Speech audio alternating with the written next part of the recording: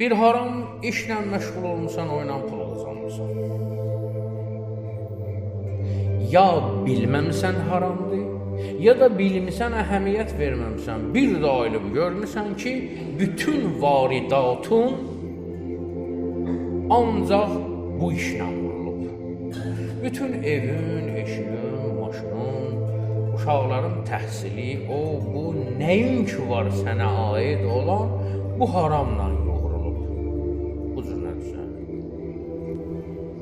Artıq sən bu işdə təkmilləşməsən. Bir nəfər səni tutur, deyir ki, bu işçi bu təhliki haramdır, şər'ən haramdır. Bunlar hamısı sənin əlindən çıxmalıdır. Ne deyəcəksən? Nə deyəcəksən? Birinci, reaksiya ya o ola bilər ki, yalandır deyirlər, biz bilmirik, nə var, nə yox. Bir bu varianta əl atırsın. İkinci variant, biraz yumuşaq variant. Axtarırsan hansısa bir mütəxəssis, müştehid bir mənalı bu şeyə icazə vermir. Bir müştehid yox, haradasa bir dinlə məşğul olan bir mütəxəssis, bir zəif bir adam ki, heç olmasa sənə yaxın bir sözlüsün, onları araşdırırsan,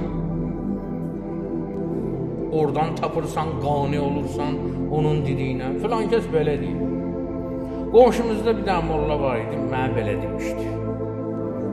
Mən belə öyrənmişəm. Qonşumuz namaz qılırdı, mənə üçün, nədansa məşədə gedib, qurbanım sənə məşədə gedib.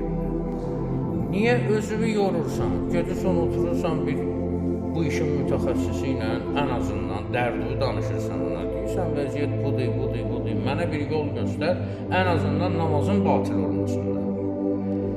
Niyə bunu görməməzlikdən gəlsən? Üçüncü variant odur, görməməzlikdən gəlir. Eşidir, özünü eşitməməzliyə vurur. O işin dərinə getmir. O sözü deyən adamlarla çalışır, üzbəüz çıxmasın. Bu söhbətlərdən qaçır.